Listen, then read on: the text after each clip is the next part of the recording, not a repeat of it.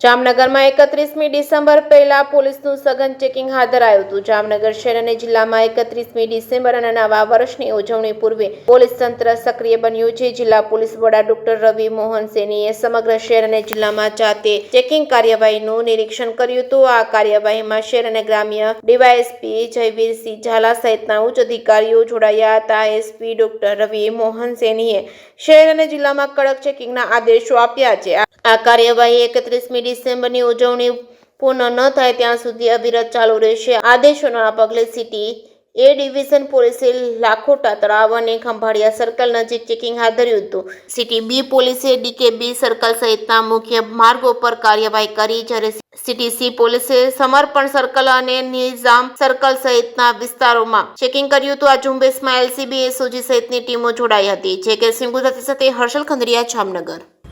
આવનાર 31 ડિસેમ્બરના અનુલક્ષીને જામનગર શહેર પોલીસ અને જામનગર જિલ્લા પોલીસ દ્વારા અલગ અલગ જગ્યાએ ચેકિંગ હાથ ધરવામાં આવી રહ્યું છે।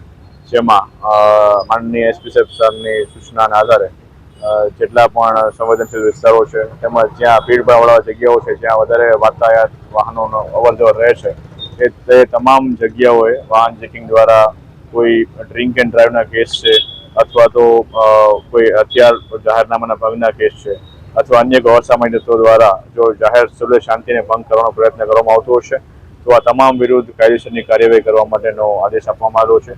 જેના આધારે આ તમામ જગ્યાઓએ સિટી એ, બી, સી અને બેડી મરીન પોલીસ સ્ટેશન તેમજ જિલ્લા એલસીબી, એસઓજી, પેરોલ ફરલો આ તમામ બ્રાન્ચો દ્વારા અલગ અલગ ટીમો બનાવી અને વાહન ચેકિંગની કાર્યવાહી હાલ ચાલુમાં છે।